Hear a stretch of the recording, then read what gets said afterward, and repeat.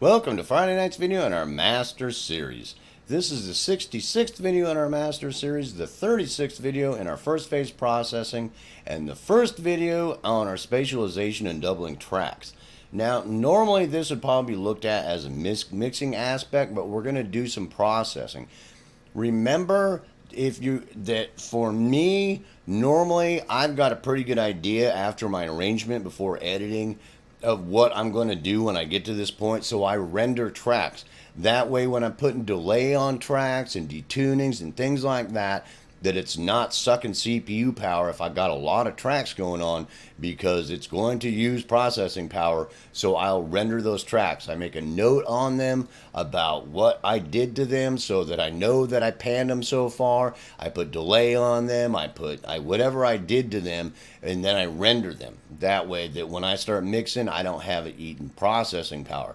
Because I start doubling tracks, I got tons of tracks on this production, and if I got a bunch of delays, detunings, all kinds of stuff going on, then it just sucks processing power. When I don't want it to, I want my system to run fast, and if I can't make a decision on something, then I wait until I make a note of where I think it sounds good, and then I wait till I get into mixing before I commit to whatever I'm going to do. And I can always go back and undo what I did, or I've got a track saved before of these tracks before I doubled them. And normally I'll have the original track that I doubled in case I'm not happy with what I did, and I can redouble it and adjust it the way I want it. So that's a huge concept. First of all, that this idea is real simple. Now, the concept happening here, first of all, make sure that you understand that I see this as processing because of what we're going to do. But it's also a part of mixing. So those lines may get crossed and blurred. And as you get better, that you will make much more concrete decisions of when you do that, how you do it, and things like that. But for me, I do it here and see it part of my processing. So the concept here is, let's say you've got an orchestra. An orchestra sounds full and lush.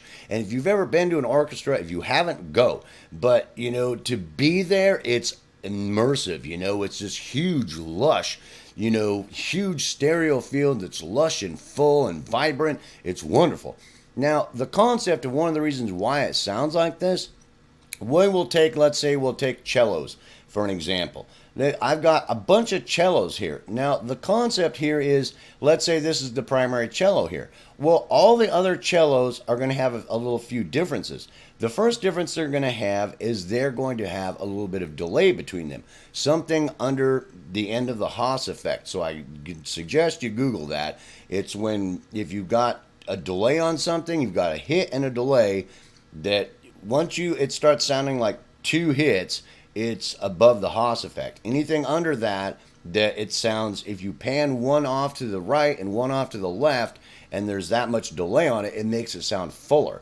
It makes it sound like one hit, but thicker, richer, and fuller. So it's a huge concept. The other thing is each one of them be detuned or uptuned a little bit from each other. This cello here, and the difference between this cello might be plus 3 cents. This one might be minus 3 cents. This one might be plus 6 cents. This one might be minus 6 cents or plus 6 cents. This one might be all the way up to like minus or plus 9 cents. So I've found that up to about 9 cents you can get away with until they start actually sounding like one's out of tune of the other and not sounding really clean. So it's a huge stereoization effect of having them detuned or uptuned just a little bit from each other. That's those two things in particular. The delay concepts are huge, and the detunings or uptunings are huge. The other thing is this cello and this cello might have a little bit different. Let's say that this is the cello you recorded. You've panned this one off to the right, you've panned this one off to the left, and let's say you got two. This one, and you've done really great EQ work on this, and you don't want to fuss with it. It just sounds great.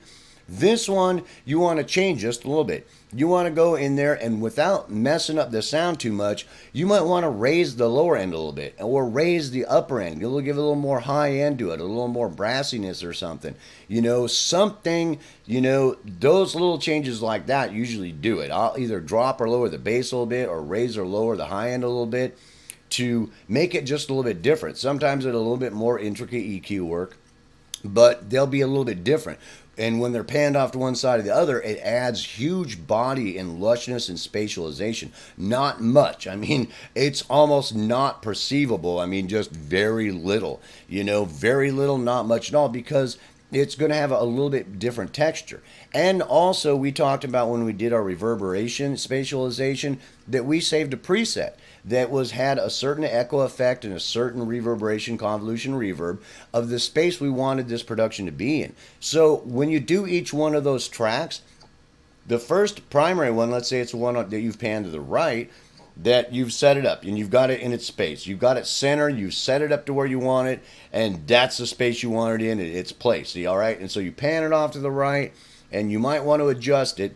Now, that double track you got on the left, you want to use that same preset and all those same settings, but you might want to just change it just a little bit. Not much, just minutely. I mean, it's just, when I say minutely, it's like, it's really, if you listen to them one and you A-B them back and forth, it's really hard to hear a huge difference, really super light difference of what's going on. So it makes it a little bit different. Those four things in your panning spatialization are going to add huge amounts of stereo field effect to your production. You just have to be real careful. The more instruments you get, you gotta be careful you don't start causing mud, and it takes experimentation. Also, one other aspect of that is that when you're doing that, there's also the concept that you have a guitar, let's say, and you want it off to the right, so you're not worried about doubling that track or anything like that. But to add body to the stereo field, you can duplicate the track, do the work I'm getting ready to show you on a doubled track, and drop the level on the right side way down to where when you're listening to it by itself, it's like you would push it up until you can hear it's coming in on the right hand side and then back off. Does that make sense? Because when that gets mixed into the mix, if you don't have a whole lot of instruments, it's going to add huge amounts of body because you did all this work on the one on the right or the one on the left, but you want the listener to see it's on the right and hear it on the right. But with all the work we do to the delays and detunings and difference of reverberations and a little bit different EQ, and you did it on the left hand side but dropped the volume way down to where it's not really perceivable that it's really on the left hand side. The listener's still going to, you want him to localize where you've panned it to set up your stereo field, but it adds huge amounts of body to your production. So that's another huge concept, that it will just add this stereo field effect that just makes your production sound huge. So it takes experimentation, and the biggest warning I have for you is that go light and as you learn how to do that, because as you get better at it, you'll be able to do more. But as you're learning it, it can really quickly turn your mix into a muddy mess. So be real careful that going light with it can add this huge spatialization effect that I'll do this kind of stuff on stuff like even hyper clean pop songs, and it just sounds huge. It sounds huge, but there's such clarity. I've got this huge amount of clarity that hasn't muddied it because I've gone so light on everything I've done, but it adds this body to it, in this stereo field, that it makes this stereo effect sound just huge and wide. So really keep that into consideration. In this first video, I just kind of wanted to talk about that. And there's one other concept that I wanted to talk about. Now, the understanding of these pannings, we'll get into that a little bit more in the next video. The other one is interaural processing. Now, the concept, I will give you this concept really simply. I've got a doubled track. I've panned, it's a vocal. I want it pretty much centered, but I've doubled it. I've got it 50% right, 50% left. And I'm going to detune one side like -3 cents or +3 cents or something like that. And I'm going to do a little bit different EQ and a little bit different of the spatialization we talked about with reverberation. But as far as the delays and levels, on the left-hand side one, I will drop it to like up to 0.65 milliseconds in delay on the left side. And on the right side, I'll drop the dB level like -0.4. Does that make sense? So the concept of what's happening and this is a super hyper clean way to get really nice spatialization and body that sounds like you got really nice stereo field.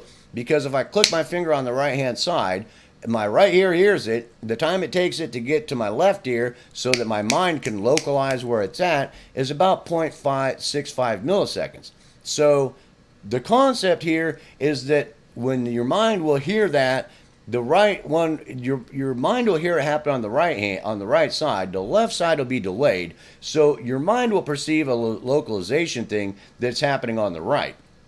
But if you drop the level some, like to minus 0.4 dB, drop it that much on the right, it tricks the mind into thinking that it's a stereo field effect. Does that make sense? To where it localizes it center and wide. Does that make sense? That it doesn't think it's coming from the right side. It thinks it's coming from the center, but it doesn't see center like this. It sees center like the two speakers, out from the two speakers, and in from the two speakers. So the concept is it basically creates a wall of sound effect from tricking the mind into this stereo field effect called interaural processing. Now, this isn't exactly the concept of what interaural processing is, but this is a huge way to get stereo field effect by tricking the mind in the localization so that it causes a confusion that your mind relates to as a wide stereo field, because it can't localize it on the right or the left. It has to localize it center, and it's not hearing it center, it's hearing it off to both those sides. So what it does is it perceives it as center and wide, and you get really nice clarity when you practice doing this. The closer you get in, the less these numbers will be. That they'll be close. This will be getting closer to 0 dB. This will be getting close into 0 millisecond delay. The closer you bring it in, like if it's out 95% right and left, I go like this. Basically, this is the delay on the left, and this is the dB that I drop on the right hand side. Sometimes you got to fuss with that. So those are the levels that I found that work really good for me, that it sounds really good. But when I run into different instruments and different productions and different things that are happening, that I've had to adjust those things to get it to sound right, because all of it I'm like, that doesn't sound right. You know, it's like something sounds funky there. I'm hearing it I'm not hearing it as a stereo field effect. I'm hearing it hitting one dot dot dot. So those can take an adjustment, but normally that you just start out, those are like 90%, 95% right and left, and then as you get in closer and like, to 75% right and left, 50% right and left, 25% right and left, that those drop in quarter percentages of those numbers. And so just get out a calculator and figure it out for yourself there. That's not that hard. Just a little bit of division. So that's a real simple concept. Now, the Haas effect, basically we talked about it in my dots about 36 milliseconds, to where I can pan something off 95% right, 95% left, and hit them, and then put the 36.6 millisecond delay on the left-hand side, and it doesn't sound like two separate hits. It sounds like huge stereo field effect. So anything above that, or if I go 37 or 38%, it starts to sound like two hits happening. So as you come in, that it's less. These are quarter multiples of the 36.6 milliseconds. 75, 27.45 milliseconds. 50% of that's 18.3 milliseconds. 25% is 9.15 milliseconds. And that would be like a wall. You could use that on like a wall of sound of guitars. If you just had guitars at one point and you made 4 of them, you could have one of them with no delay, like say on the right hand side, and then the left 36 milliseconds, one at 50% right and left, that 27.45 milliseconds, one at 18.3 milliseconds, and have this wall of guitars, because you've done some detuning on them, you've done different delays on them in milliseconds, and you've done the EQ on them a little bit differently, and you adjusted their reverberation preset that we talked about, and reverberation saving for when you do mixing, just slightly differently, and it just sounds like a huge wall of guitars coming at you. So This is a huge concept. The one other big concept you need to get in your head is that when you're dealing with this, let's say I've got this 18.3 milliseconds on the left hand side and it sounds phasey. So I might have to adjust this some until it sounds not phasey. So those numbers are not concrete because it can be different with different applications. So peace, hope, love. I hope you enjoyed this first video, and I'll see you in the next video when we take a look at some applications and actually doing it in the DAW. See you in the next vid.